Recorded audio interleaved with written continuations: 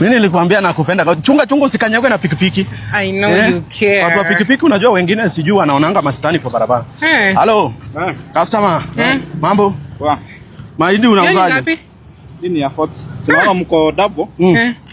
Kata katikati. Kata katikati. Nilikwambia I love you. Na vile nimewaona nimejua mna.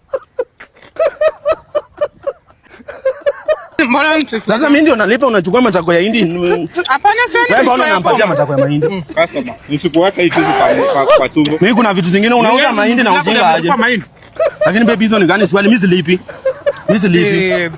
Kwani inakuja kukununulia mahindi unachukua matako yake.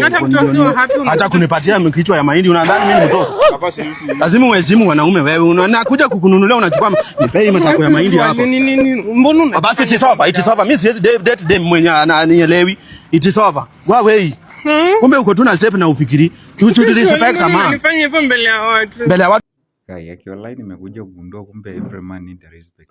Ebu ekelenga kwenye comment section hapo. Wewe unafikiri ni nyama gani ya kuku bebi wako akilanga unaweza mnyonga kichwa na kuondoa kabisa? Ujue mimi nakula kibondo. Yaani kibondo ni ile nyama firigizi. Je wewe au ile tunasema ni miguu? Aisee, ya mambo iko kweli.